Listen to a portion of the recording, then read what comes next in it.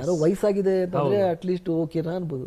59 years ಒಬ್ಬ super star ಆ ಸುದ್ದಿ ಕೇಳ್ತೀವಿ ಅಂದರೆ ನನಗೆ ಈ ಕನಸು ಏನೆಂಥದಕ್ಕೆ ಒಂದು ನಿಮಿಷ ಎಚ್ಚರ.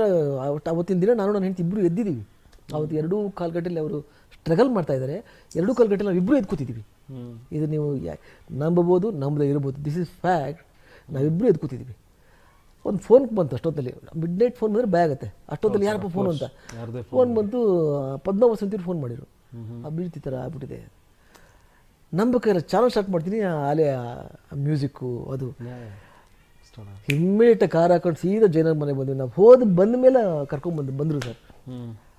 ಅದಕ್ಕಿಂತ 1 ತಿಂಗಳು ಮುಂಚೆ ಗಣಪತಿ ಹಬ್ಬಕ್ಕೆ ಕರೆದ್ರು. ಹೋದರೆ ಅದೇ ಸೋಫಾದ ಮೇಲೆ ಹಿಂಗೆ ಕೂತಿರ್ತೀವಿ. ಹಿಂಗೆ ಕೂತ್ಕೊಂಡ್ಬಿಟ್ಟು ಹಿಂಗೆ ಕೂತಿರೋ ವ್ಯಕ್ತಿ ಅವತ್ತು ಕರ್ಕೊಂಬಂದು ಅಲ್ಲಿ ಮಲಗ್ತಾ ಇದ್ದಾರೆ ಸರ್. ಅದೇ ಸೋಫಾ ಮುಂದೆ. ನಾನು ಇವತ್ತು ಹೇಳ್ತಲ್ಲ, ಈ ಕೆಲವೊಂದೆಲ್ಲ ಮರೆಯೋಕೆ ಆಗಲ್ಲ ಸರ್. ಅಯ್ಯೋ ನನಗೆ